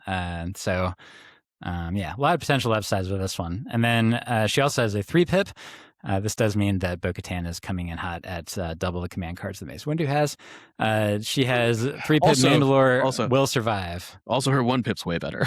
Oh yeah, than his card by like a lot. I was actually going to say that. So this is a 1-pip that actually adds much more than like 3-ish dice on top of like allowing you the privilege of hurting yourself. No drawback, 1-pip. Yeah. So, you know. Also God, 60 points cheaper. Mace Windu, man. And honestly, their melee pools are not that different when this card can effect. It might even yeah. She might be better. Damage output. She might be better. We got to see what Darksaber does. Anyway, this is not a Cry About Republic episode as much as Mike might want you to think that it is. But 3-pip Mandalore will survive. Bo-Katan and 2 units. When a unit is issued an order with this card, it may remove 1 suppression token. Cool. And then this round, when an allied Clan Kryze unit that has a face order token makes an attack action during its activation, after the effect is resolved, that unit may make a speed 1 move. So, you know, that's cool. Like this combined with, you know, various other effects that might be able to hand out orders, like could result in a lot of extra movement. It's, you know, free moves are good almost no matter what the context. And this is like, you think about all the hoops you got to jump through to get the Commander Cody free move off of that card. This one is like, did you attack? Have a move. You don't even have to like kill the other unit in order to do it. Yeah. So it's pretty good. I don't know. Like as far as 3-pips go, this seems like it's a strong one that is not like blowing any socks off, but it's a good 3-pip sort of supportish thing. I think it's better than that. Okay. I think that this effectively says face up Mandos gain steady this turn. It in a lot of circumstances, it's not all circumstances, but in the circumstance where you need to keep your 150 to 180 point Clan Kryze unit alive, and you don't have charge, you don't have relentless, being able to move, shoot, and then move behind a line of sight blocker, or move into melee, or whatever, right? It's actually like a pretty big deal. You're right about that. I didn't think about the line of sight blocker thing for sure. Yeah, I don't want to like downplay like what sort. Like I think if you're gonna play Clan Kryze Mandalorians for 150 points or whatever the steep cost of putting them in your list is, like this card is pretty close to being a requirement to make sure that your way in actually like lands without you taking catastrophic damage. Yeah. Oh boy. Do you like, by the way, do you like how I immediately, this is something I do all the time, is that after talking about this isn't a Cry About Republic episode, I immediately unfavorably compared this to Commander Cody's 3-pip. Well, you know, you did it, not me. It's true. It just came naturally because I was like, yeah, what other command card lets you do a bunch of speed 1 moves? I mean, those two card effects are very different. Commander Yes, Cody's I allows know. you to move one unit like many times. Multiple times, for sure. Yes. So it is. There you go, Mike. Leaping in defense of the status of the Republic. I mean, I think I built a list that is like only like that's like the only thing that it's ever been good for. I remember that. Yeah, I remember charging that. your opponent Use it to with move Ahsoka a bunch of times. Yeah. Yeah, we do what we can. Unfortunately, that combination between the Lat and Ahsoka was like 200 plus points, and now you can just do it for 90 with Han. So yeah, but. Boy. Yeah, Hana's 90 points. Just as a reminder. Cheers. Axe Woes. He does not have any command cards that we've been told of. I think we can confidently say he doesn't have any. He probably does not have any. Probably because most normal people would not be able to pick this character out of a lineup, and is maybe like the most out of any unique character that's going to come out of this Mandalorian expansion.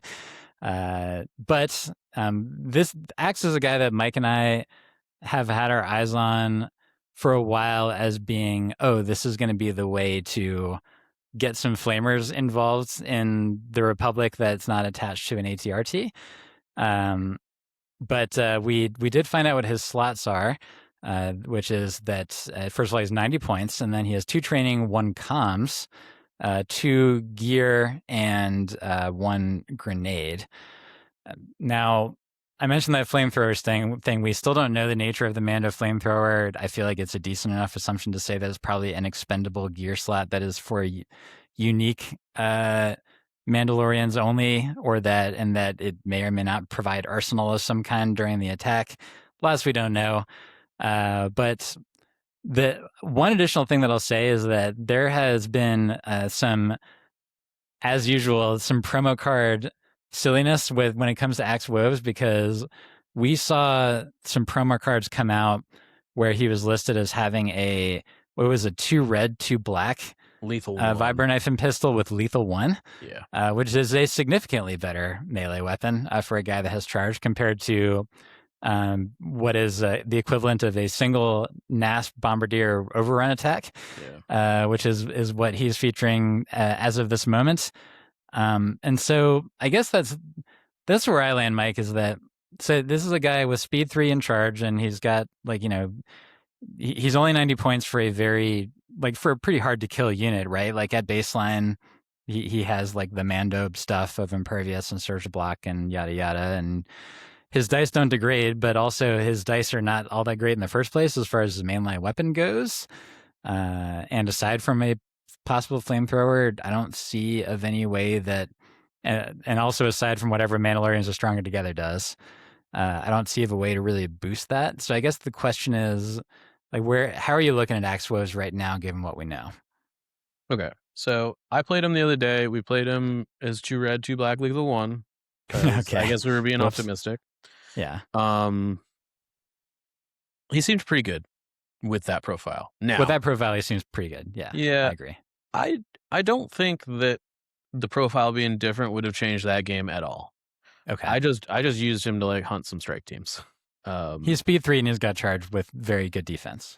Yes. He also soaked a Han hit instead of my Clan Kreese getting wombo comboed.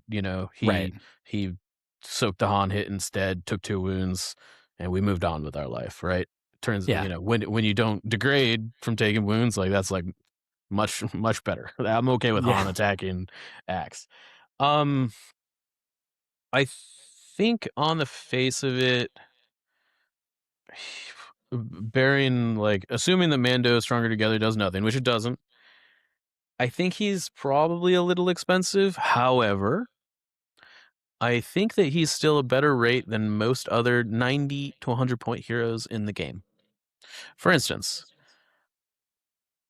definitely better than Rex, definitely better than Cody, definitely I think a lot of the units in that kind of Wookiee Chieftain, he's definitely better than that. Yeah, I mean, I'm trying to find Republic. He's definitely better than the Inquisitors, even with the 2 red, 2 white, no command cards. Like he's got support abilities and coordinate. A charge is good, tactical's good, jump excellent, speed 3. You know, he's got impervious for your 5 health red save guy. You know, I got to assume he's going to combo with the Mandalorians are stronger together with other Clan Kreese units, which will make him, you know, probably better, right? So, Yep. and he probably can hold a flamer. So, and it probably isn't like putting a flamer on Axe. Probably, let's be conservative. It's probably not more than 110, right? Yeah. That would assume the flamer's 20 points, which I sort of doubt it is, but who knows? Saber throw is 10 points, so maybe a flamer is 30. Uh-huh. You know, yeah, I think he'll be fine. Yeah. And he does, like, as a reminder, he does have coordinate Clan Kreese, which is a nice thing for some extra order control. So yeah, like I could see it. It's sort of a role that we don't actually have a ton of characters that can actually really play this, which is a sort of like bury yourself in there in order to harass people and live, but Yeah. not necessarily be like mega high in the damage output. So I think he could potentially do that. As a reminder, he costs the same as Han Solo on a Tauntaun when we are comparing these things, though. Yeah, I mean, he is cheaper than the boy. clone commanders, though, right? Like, Yeah, you that's know, true. and I also think like you can do things like he obviously can take seize the initiative. He can take tenacity, which helps him out. Seize the Yeah. initiative. He also can take HQ uplink. He's got a You can comp take slot, HQ for sure. right? Yeah. So like you can like really just be like, you know, like move recover with him on turn 1 after you pop the uplink is like really not terrible. Yeah. I There could be kind of some wish he had combo a stuff calm for sure. slot so that you like get some improv shenaniganry in there, but alas, Yeah. I guess Axe is not a commandy boy. But yeah, I think there's some play here. I don't love that he doesn't have a command card. I thought everybody was getting 1, man, minimum, but Yeah, I apparently we're figured. down to 0. So. Paz does. Well, here's the thing, Evan. He goes in Republic, so obviously he's minus X command cards. Here we are again. All right, we should move on. The armor. The armor, as a reminder, is like one of the heftier maybe the heftiest like one mini non-Jedi unit that's out there, given the fact that she is natural 6 health with surging impervious saves, and then she has that very nice melee weapon of 3 red, 3 black, with critical 1, impact 2, pierce 1. So she has 2 command slots, 1 training, and 2 gear.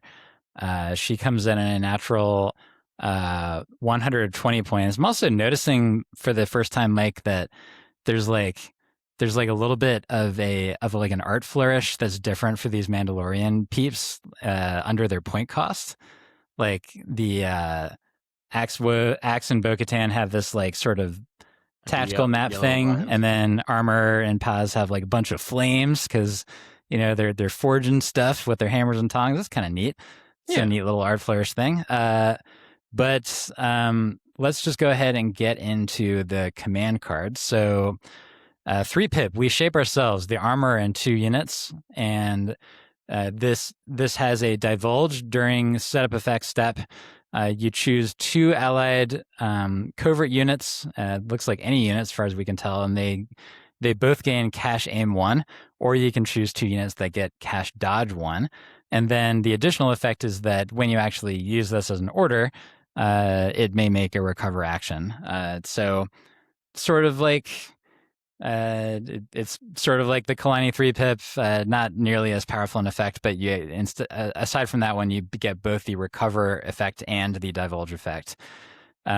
Seems good. Like, again, there's so many different things that recover could do for Mandos that this could potentially actually be very, very good. And then like 2 tokens over the course of the game doesn't add up to a ton, but there might be situations where having an extra aim up front for that very first attack could be like very meaningful. I think that's probably going to be taken more often than the dodge will be. But what do you think about this, Mike? I think the divulge effect allows you to turn whichever side of duelist on you want for free for 2 units. That's good.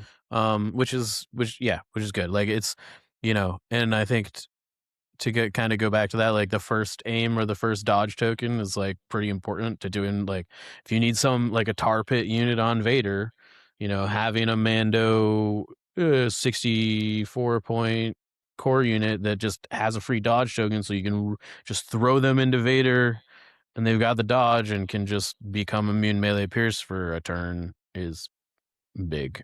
Yeah, that's true. I think that turning Duelist on is going to be like the way that you want to use this. So. Yeah, and the recover action is like probably pretty good. We've already talked like at length about several units today that recovering is probably going to be good for.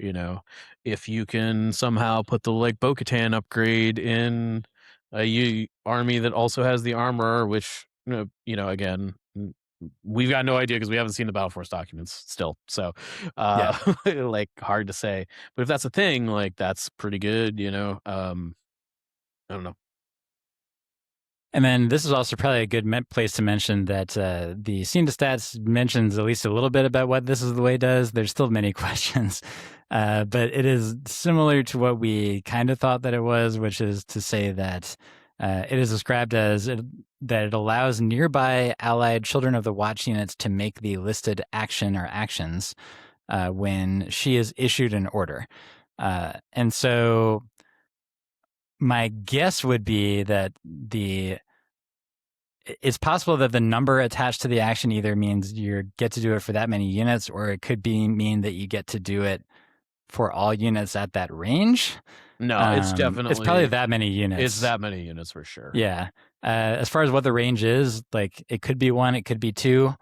Either one of those seems like it could work. It's probably going to be 3. It's going to be 3. Yeah, it could be like the same range is tempted. Why not? Yeah. But yeah, so, and as a reminder, she has This Is the Way, move 1 or recover 2. Yeah. And so like this is a situation where it looks like with Covert, getting face up orders is literally action economy. Yeah. Which is going to be, and so this has like this baseline orders 3 units, and then the effect that she has that is normally sort of a 1 pip effect is actually on her 2 pip, and it orders 2 different folks. And let's just go ahead and talk about that. Is both Hunter and Prey. It orders the armor and 1 unit. And then at the end of her first activation, she may suffer 1 wound. If she does, shuffle order token back into the order pool. During the armor's second activation, she makes 1 fewer action. This is literally the text of Implacable, right, Mike? It is not literally the text of Implacable. Oh, how is it different? Close. Implacable gives you a dodge token at the beginning of each activation. It does. That's true. Which is like very not the important part of Implacable, obviously. Yeah, it used to be back when Deflect was what it was. But but this but it is nice. It's not nice that it's a 2 pip from a priority standpoint. It is nice that it orders 2 units from a action economy standpoint when, getting face up orders is going to literally be action economy in this army. But hey, like this is where her being 6 health, I guess, like truly comes into play, so to speak. There are probably going to be games where you don't use this, but I think you're probably going to use it during most games because like her melee attack is pretty darn good, and getting an extra activation can sometimes be a game-winning play. You think that there's a game where you're playing the armor and you're not going to play this card? If she gets hurt early on, like I could see maybe it being too risky because you have less health to play with compared to Vader, but I mean, you can just choose not to take the wound. Yeah, but then you're just like not like you're always going to have the card, I should say, but then you're just not going to get the extra activation out of that time. I think the timing is actually better than Implacable. So you'd rather do this in a 2 pip when you can go later? It is more likely that you will go last and can sync up the armor's activations back to back. I mean, obviously you can do that with Implacable too, but Implacable you often win priority, which sometimes you want that, but Implacable is like, I see a lot of people comparing this to Implacable, and it's just, it's not close. Like Implacable also allows you to get an extra force refresh, force push twice, force choke twice. Like, there's just like so many things that Implacable does that this card doesn't do. Like this card essentially, like, also there's basically no way to get the armor like out of combat, if at least that we're aware of. Like, she doesn't have disengage, like Yeah. she's gonna have to like hit the same target probably twice. Her attack's also significantly less good than Vader's, not by a ton, but like Pierce 1 as opposed to Pierce 2. Does she have duelists? Well, Vader's Pierce 3 anyway. Right. My she's only Pierce 1 though. She does not have duelists, and she's only Pierce 1. So like the chances that she like one shots units are like significantly lower with Pierce for 1. sure. So this is a good card, but I would caution people to be like, oh man, this is implacable. It's just like they put it on a 120 point character. Like, I don't think this is it's not nearly the same like level of profound effect that implacable can be on game states, but like it is very good. It's very good for sure.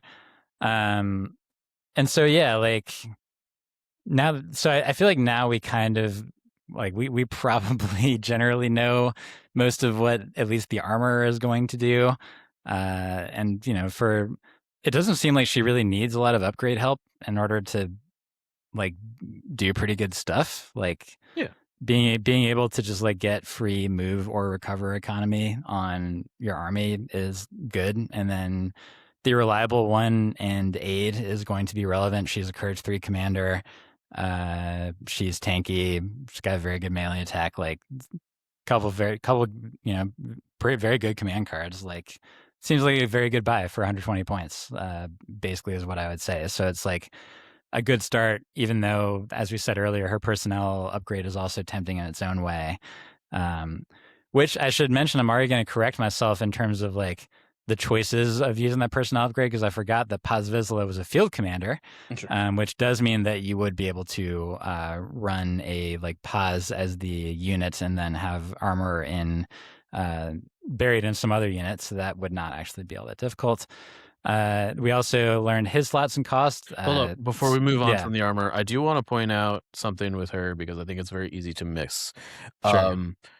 We've talked about it a little bit, but I do think that this is the way Recover 2 is actually has the potential to be very, very, very insane. She's almost always going to have an order. She's going to be like your best piece in your list, right? Yeah. So imagine a situation where you have like a Mando warrior unit with like the cycle gun, offensive push, E-stims. Right? Ooh. You can just recover it literally every turn, so that even when you take damage, you like put it on stims, you hold your guys, they get to shoot, and then they'll die, right? But then like the next 2 damage you take, you put it on stims. You get to delay their death again. You get to delay their death again. You get an aim token every time. You get to cycle the gun. That's assuming that there's nothing else here to combo, like in that, like on the like taps or whatever to recover. There probably will be other things, like maybe even the jetpack rocket. We have no idea. Plus, they clear all their suppression every time, so they're like never suppressed.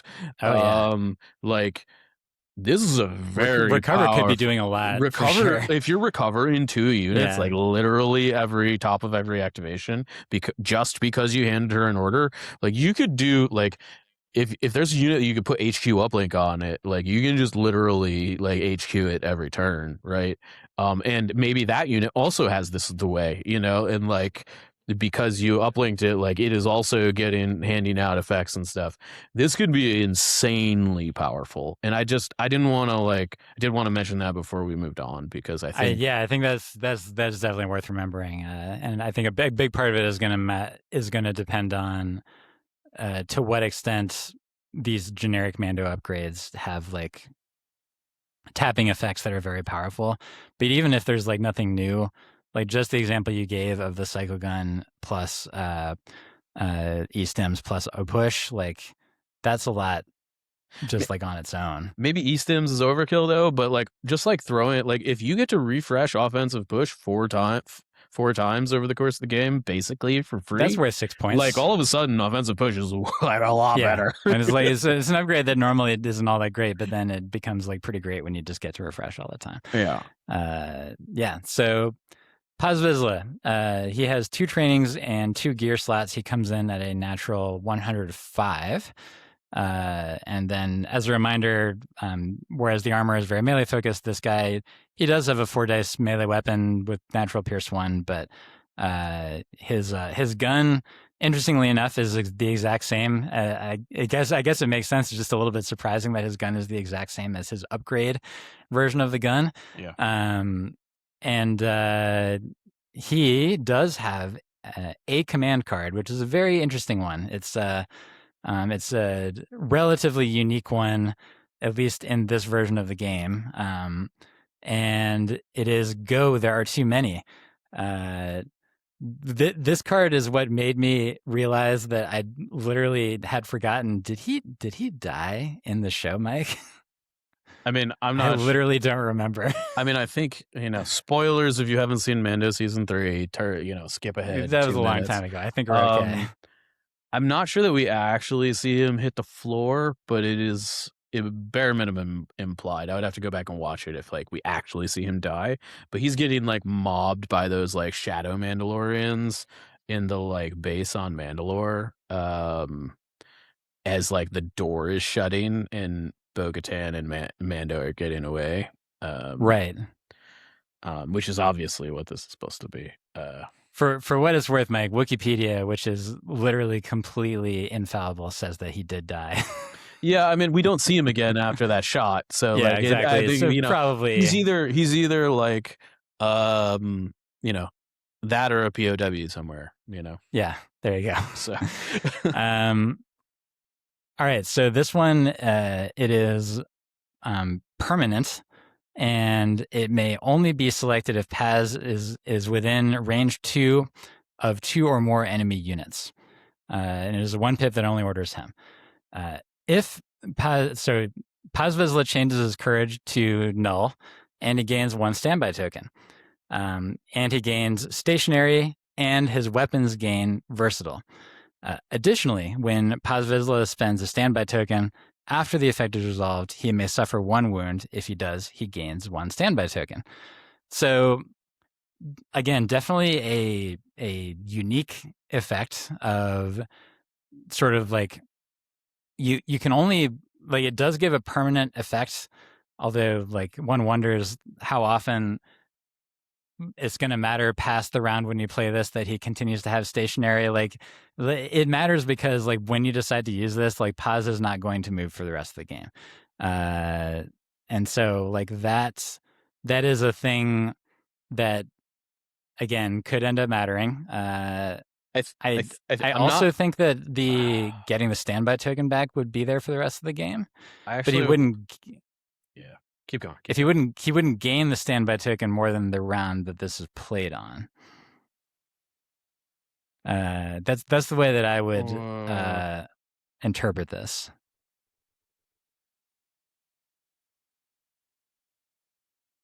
He gains 1 standby token the round this is played, but every time stay. But he can activate on another turn and start the chain again. Yeah. That's the way that I'm interpreting it anyway. So I have a just a question here that I think is relevant given the context. I'm opening the rulebook up right now, but can't you use speed X moves on stationary units? You can force push in FD cannon, right? So my follow up here is could you? This is the way move him. Obviously, we don't have text of this is the way. You can't force push a cannon because the stationary keyword says it cannot make moves unless the move is a pivot. Okay, and so that would overrule. Oh, maybe you can Vader's might in FD. You can Vader's might. That's what I'm thinking. Because that's a place, not a move. Okay, exactly. Okay. All right. So yeah, that's fine. The Vader's might, I believe, would also get rid of the standby token. Actually, maybe it wouldn't because it's a move or an attack that gets rid of it, or a suppression token, and so it wouldn't be any of those things. So yeah, all that said, basically it turns him into a turret, and it gives him null courage, so that's cool. And then he becomes this it's a very tiny version of "and now you will die" sort of deal. Which, again, I say it's very tiny because it's dependent on your opponent's like cooperating with it, so to speak, in terms of making actions close enough to him to set it off in the first place. And then that the ranged attack itself is like much less impressive than an I will die is. But it is a situation where there could be situations where he would be able to like take multiple shots per round. Like he could activate, like he could set off a standby, then he activates and shoots. Although like after he activates, you wouldn't have the standby token at the end of that activation. So then like you would sort of like run out the second that he needs to actually activate and do his thing. But because the weapon's game versatile, it can't be turned off by just meleeing him, which is nice. You know, it's a cool effect. Like it's the sort of thing that there could be games where this ends up mattering a lot. There could be games where this ends up mattering very little because the way you would respond to this would be to just like take shots at him that don't set off his standby token either from. I think it's really you're funny probably that going to they put released Overwatch this. on him. I think they released this and they're like, yeah, you can have snipers, everyone. Like, Could be. You just pause turret up and he takes 3 to the dome. Bam, bam, bam. Yeah. Yeah. It does motivate you to take some shots at the guy early on for sure. I guess, do you think this card is good? I think that this card is situationally good. I feel like there are a lot of hoops you have to jump through. You probably have to take Overwatch on him. You probably have to take emergency stims because he's only 5 health, right? Yeah. He's only 5 health. Yeah. Yeah. So that does add a cool 12 to the starting 105s to make it 117 as a starting point. Like those things, like if you're going to play this command card, I feel like you kind of have to have those 2 upgrades. Maybe I'm wrong about that, but E-stims seems like with only 5 health to work with, like, I don't know. Like, because he's probably going to take some damage from attacks too. I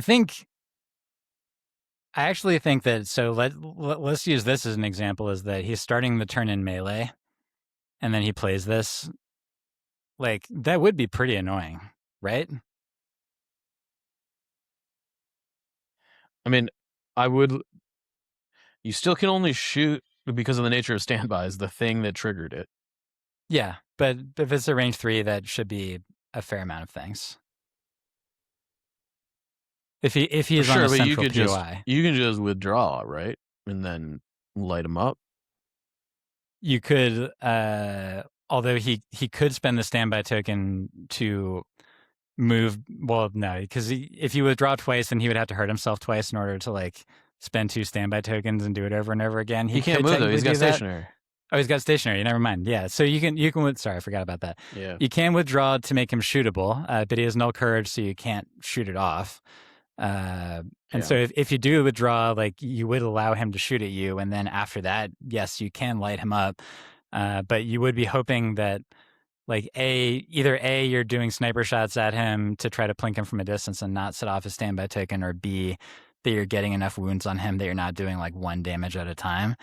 And so, like, yeah, I think that if he starts in melee to where your opponent needs to activate that melee guy early and withdraw, which would allow for at least 1 free shot, and then you know, like you're potentially taking more free shots after that. I think it's good. Like, again, it's situational. Like, it's the sort of thing to where your battle plan is not going to be, I'm going to play this on round 3. It's going to be like, I'm going to play this on the round that it makes sense, which will often be either 3 or 4 if you're doing it. But yeah, like I think it's good. And that's on a guy who naturally has jump 2 and steady with a range 3 gun, which means that he can activate late and like have a lot of potential to be doing some damage. He also has This Is the Way aim 2, which this is where it becomes more relevant to the question of, are you allowed to give tokens to yourself with This Is the Way, which we don't actually know for sure one way or the other, because getting the aim token would be a way to activate the overwhelm on the range attack. But Yeah, like overall, like steady and a range 3 attack is a good combination to have for a guy whose dice don't degrade. He naturally surges to hit. Yeah, and he's going to be handing out some tokens. I think he's worth the points. Is like the main starting point. I think he's probably good. I think this command card might be a trap. Like I think it might be correct to not take this command card with him. Well, it depends on like what your other options are, right? Because like the armor is not bringing a 1-pip with her, you know. So like that in and of itself is going to mean that that's one fewer choice that you have to make. Yes. However, I will counter that with this whole factions thing. Is this the way, which relies on you getting order tokens to specific units, and I think that like just having ambush has the potential to be better than this, just from like a versatility situation. It depends on like how good this is the way is in your army, right? Sure. Like if these are the only 2 units that have this is the way or whatever, like okay, whatever, like, but yeah, I don't know. Yeah. So yeah, that's basically what we got for right now for Mandos. Like there's plenty more to come. Again, I think at the end of the day, even though having limited information is a little bit makes us scratch our heads a little bit more than we would want to, but do you want to at least this is going to make the next episode shorter. Go ahead. Do you want to add one more thing to that? And I'm looking it up right now because I think we've actually seen the Din upgrade card for Covert before. I just don't think it's in this article, or I think it's in the that's because he's not in the leaders box. Correct. And so that's why they didn't cover it here. I will have it in 2 seconds. Okay. You can go ahead and read it to us. Din is 30 points. Covert only personnel slot. Once per round, when this unit is chosen as a target of this is the way keyword, it gains 1 search token. And then it's Din's blaster pistol, melee to 2, lethal 1, 1 red and 1 black. Fine, I guess. I feel like you kind of want to have, you want that on a unit that has like this is the way already, I think. Yeah, I think so. But we also don't know like whether the baseline unit card for Din is going to change to account for that. Yeah. Or you wouldn't be able to have those out at the same time. Anyway, well, I think it's a question on if so like much. Is the generic Mando commander going to have this as the way something, right? Or like it's entirely possible that the covert the initiates might have like this is the way search 1 on them natively, right? And sure, you know. For every order you hand out, you get a token, and everyone Gar cries out in Republic all at once. Oh, aggressive tactics? No, we took it away and gave it to Mandos. Wouldn't that be a thing? Oh, man. Oh, boy. And we made it so it doesn't care which commander it is. Ah! Oh, boy. Yeah. That's funny. So, yeah, there's going to be more info to come. My guess/hope is that by the time we record next week, that we'll be able to talk about more stuff. It seems like they've been sort of doing a thing every Tuesday, which is when we're recording this. So, yeah, we'll have some more to talk about soon. Now, Mike, we are running short on time, which means that my deep thoughts on Mando and Grogu are going to have to wait for another time. Okay. So, yeah, something to pine for in the future. But we did want to briefly talk about the StabCast Open Invitational, which is the change name of the Rocky Top tournament that is held down there in my homeland-ish of Tennessee. So, yeah, I'm a guy that has 3 different homelands, which means I have no homelands. Am I from Baltimore, Seattle, Tennessee? I have no idea. But it's like a Mandalorian. Yeah, I'm just like traveling, man.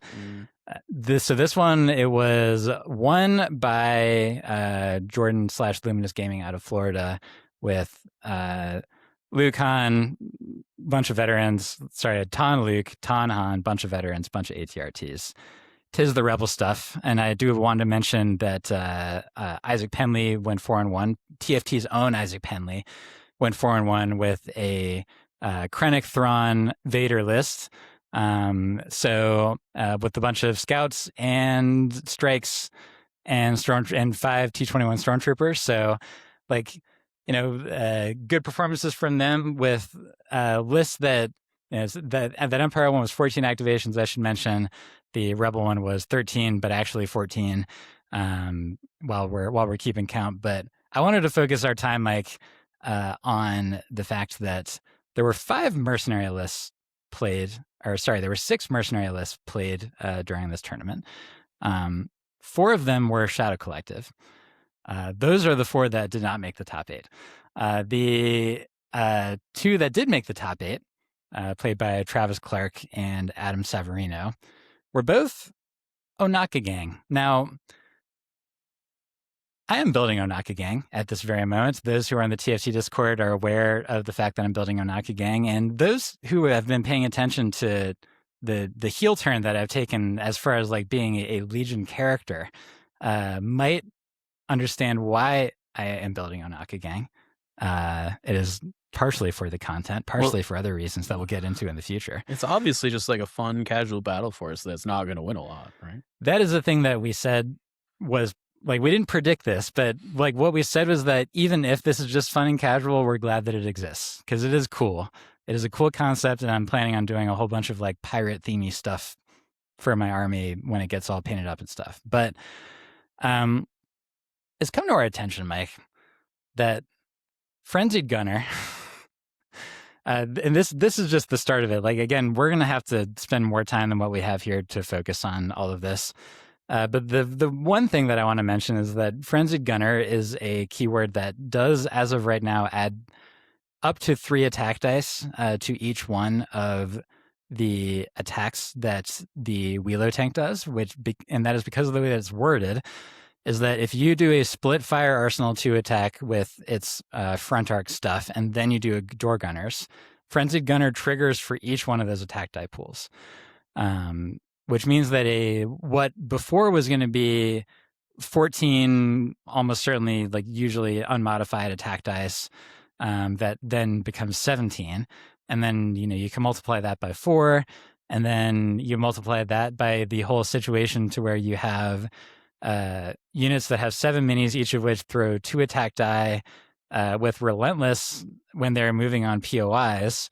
And then if you add on to that an Arsenal 4 Hondo range 1 attack / melee, then this is a list that can put out, I believe I counted correctly, up to 158 attack dice in one round. That is a lot. And it's also a lot of health, especially when you take the 4 Wheelos into account, all of which are behind Armor 5. And it also takes up a lot of space, and there's various other things that can happen. It has come to our attention, Mike, that Ohnaka Gang might actually be insanely good. What are your thoughts? I haven't played with or against it yet, so I feel like I can't talk super. I also haven't. I really, I got back from WTC, and then I had to be motoring with work, and then I was traveling last weekend, like I said, so I haven't tried it out yet. But this is like, we're saying this to like place a claymore on the battlefield. With a claymore that is labeled, this might be a problem, and we're going to get back to it very soon. Yeah, I what I will say is, like, I've crunched a lot of the like numbers on it. We've talked about Frenzied Gunner a bunch. We've talked with Brian a lot about it, who has been playing with and against it. I've talked to a lot of players at the higher tier level behind the scenes, and it seems to be the thing that everybody's really worried about after having some, I would say, like, brief interactions with them. I have yet to hear someone come out of a game with Ohnaka Gang, regardless of which side of the table they were on, and be like, whoa. Like whoa seems to be the common thread. Whether it's too good or whatever, I think remains to be seen. It did lose 20% of its games at this tournament. Both these lists did lose with it, so it is not some mega unstoppable thing. So it's not unbeatable, but like it's also only been out, 2 weeks maybe? Right.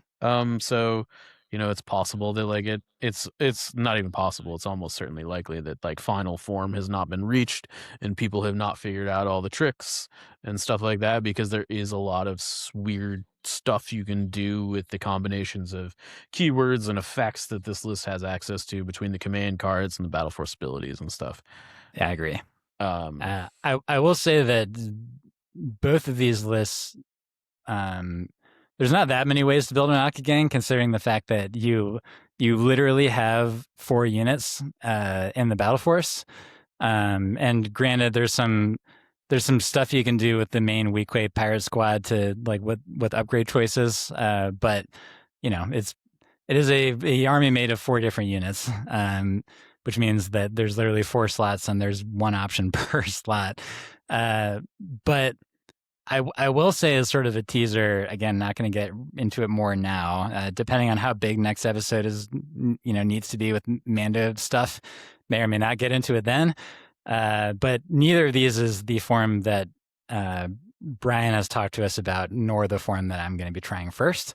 And so that may or may not be a caveat in terms of how scary this thing actually can be. But sort of, like, place this marker here. We're going to get back to it. That's the main thing that we wanted to say about this one. Yeah, I mean, it can do some like very strong thing, like just being able to take like a 1-0 rating party leader and just having like demoralize 7. I think the old Shadow Collective lists were like demo 5, right? Yeah, and that was 2 buses and 3 sweeps. That was a very big part of their kit. Demoralize 7 is like we're getting into like being able Slice to comms territory. We're getting into panicking Courage 4 units without shooting them sort of territory, Yeah. And similar to Slice Comms, I don't think Demoralize cares about the commander or operative slot. It does not. It does not. And granted, like it's tough to have. It's easier to like pound on the suppression onto one single unit with Slice Comms than it is with Demoralize, where your army is spread out because it has to be a range 2. But and certain objectives, it's actually not going to be all that hard. And for the tank anyway, range 2 is very far, so it's going to have like a lot of options. Yeah. So yeah, just like watch this space. We're going to get to it more, but we wanted to sort of say early on that we're watching you, Ohnaka Gang. Turns out you might actually be more good than fun after all. I mean, hey, they basically, the top 8 had no Republic in it. They were just replaced with Ohnaka Gang. Oh, there we go. And just like that, poetically, we get to put a Republic hate button on the end of this episode. So yeah, like, unfortunately, that's all the time that we got for this one. Next week, we are probably going to have some more Mando stuff. Maybe we'll have some more Ohnaka Gang stuff. We will see. But in any case, thank you everybody for joining us. Mike, how do we land the plane? This has been the Notorious Scoundrels Season 4, Episode 60. I'm Mike. I'm Evan. Stay fresh, cheese bags.